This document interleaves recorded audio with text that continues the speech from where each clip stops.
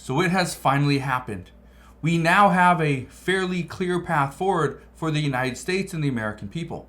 We now know what is potentially coming for Social Security and possibly for spending cuts. Make sure you stick around for this entire video. I will explain exactly what is happening and what just happened, so stick around.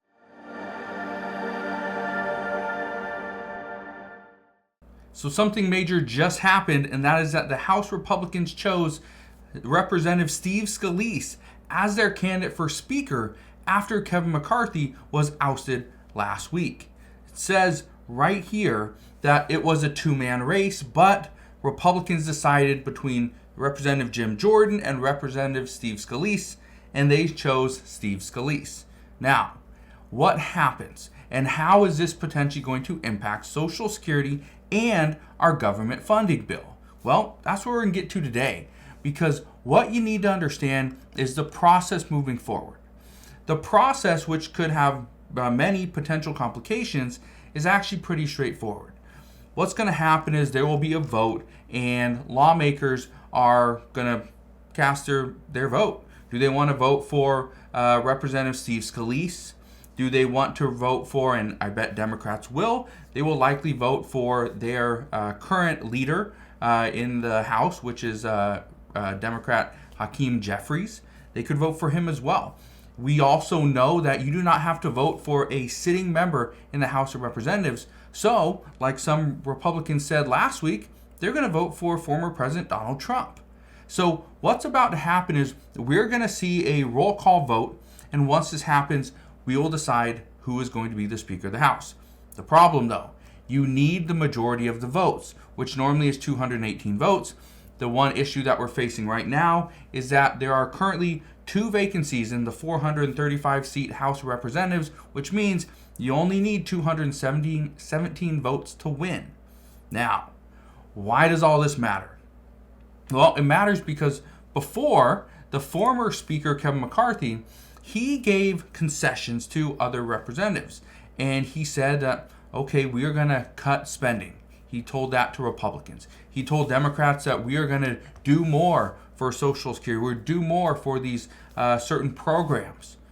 He also said we're going to pass bipartisan bills. But then he told Republicans, no, we're going to pass partisan bills. And then he also agreed that it only took one person to make a motion to oust him as the Speaker of the House. Guess what? It worked, because he was gone. Now, I want to address why potentially having Steve Scalise as the Speaker could be both good or bad news, and then I want your thoughts on this. So you can always leave your thoughts down in the comment section below. But listen to this, okay? This is a tweet from Representative Steve Scalise. Look at this right here. This right here was posted, you can see it right here, on October 6th, 2023. It says, Republicans must unify and fight for the things we told Americans we'd do. Secure the border, cut spending, and end the Democrats' weaponization of government against political rivals. It says, I built coalitions and unified Republicans to win battles before, and I'm ready to do it again. That is a statement from him. Okay, this isn't made up. This is from his actual Twitter account. Now, I also want to show you something else. This is his website, okay? Congressman Steve Scalise. Now, I want to read you some of these things regarding Social Security, and we're also going to talk about taxes and the economy, okay? So if you want to know where he stands, this is what you need to be looking at.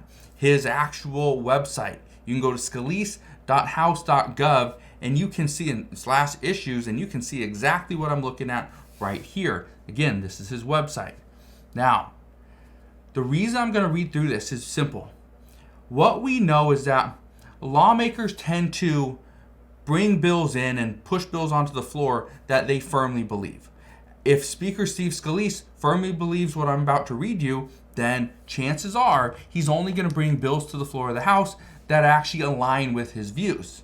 So let's go ahead and look at what's going on for Social Security. It says right here, we're going to read through this whole thing.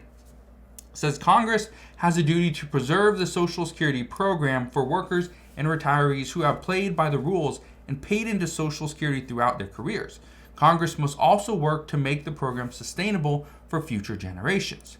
Goes on to say, for years, the Social Security Trust Fund ran surpluses, but unfortunately, nothing prevented the government from spending those surpluses on unrelated government programs.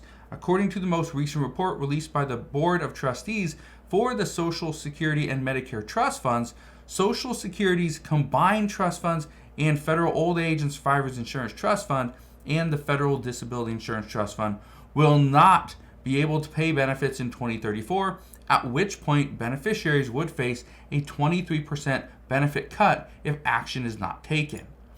Says that is completely unacceptable. Congressman Scalise believes that Congress has a responsibility to protect these trust funds from bloated government spending. Congressman Scalise is committed to protecting and strengthening Social Security and ensuring that the program will fulfill its promises to America's seniors while improving the long-term stability of Social Security. So that is what he's saying, okay? That's for Social Security.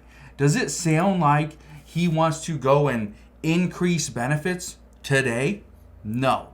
Does he want to ensure that Social Security is around after 2034? You bet ya. That's the reason why I want to read you this, because what you need to keep in mind is that even though he may be elected the Speaker of the House, he still has to get enough votes from both Republicans and from Democrats to get these bills passed, which means he's going to need 217 or potentially 218 votes in every single bill.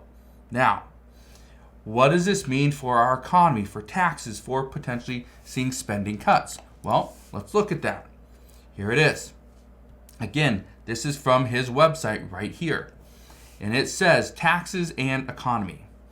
Now, I'm not going to read you this whole thing because it is a bit lengthy. We're going to skip over a little bit of it. But it says right here in 2017, Congress passed and President Trump signed into law the Tax Cut and Jobs Act. This bill creates a simpler and fairer code for all Americans.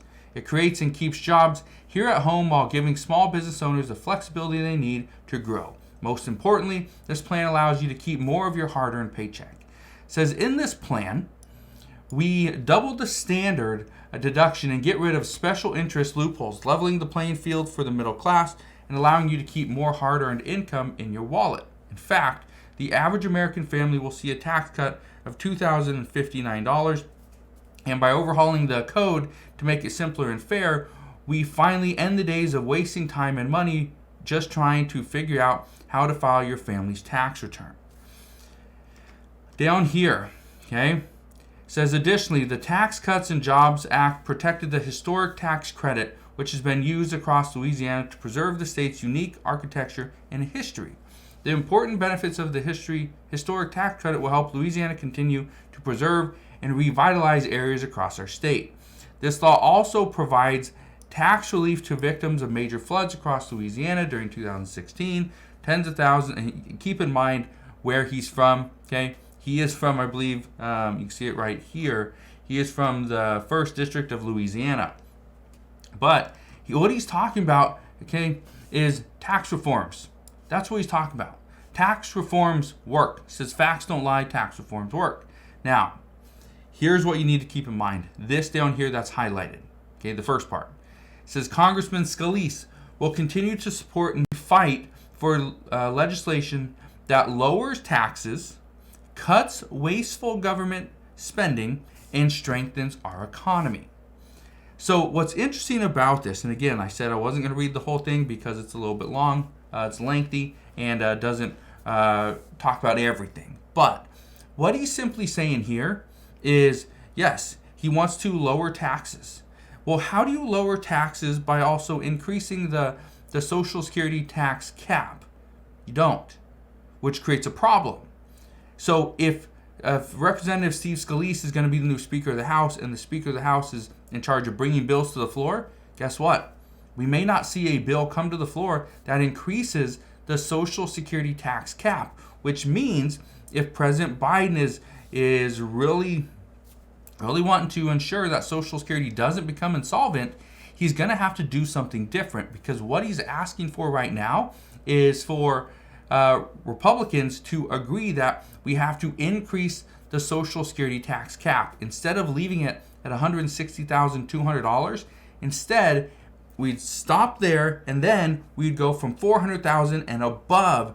That would be the next group of people that would be paying an additional 6.2 or 12.4%. Again, just depends on whether you're working or you are a business owner. So what I can tell you right now is regarding Social Security, seeing this, the kind of the breaking news that Republicans are choosing Representative Steve Scalise, the one thing I can tell you is that it's very difficult to see something done when we have a divided Congress. But also, if Steve Scalise is going to side a little bit more with the conservatives, it could be very difficult to see President Biden get anything done regarding Social Security.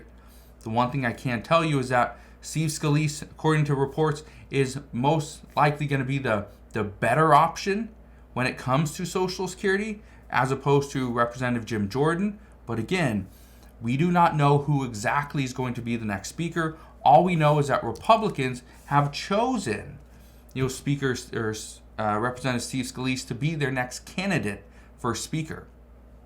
Doesn't mean they've had a vote and he's been chosen, right? He hasn't been sworn in as a speaker. Keep that in mind. There's still time. Right now, I believe the last report that I read, the House of Representatives did go on recess, so they will come back later on and they will vote as to whether or not Steve Scalise will be the new speaker. Again, we have to have 217 votes. That would be the simple majority, and as of right now, he will not have that many votes because he only won 113 votes. There was 99 that went to the Judiciary Committee Chairman, Jim Jordan. He was the other party, and again, you've got to have the majority of the votes. The last report also stated that half of the members that voted for Representative Jim Jordan will vote for Steve Scalise. However, that's only going to be about 50. That's going to put him up to about 165 votes, which is still not enough. You need 217 or more. So, as we get more information, I promise I'll fill you in on all the latest news and updates, but that is what we know at this time. Again, major news could have major implications for Social Security and Social Security recipients. So, just be on the lookout for things like that. But as we get more information, I promise I'll fill you in on all the latest news and updates. Again, thank you guys for watching. Consider subscribing. I'll see you guys on the next one.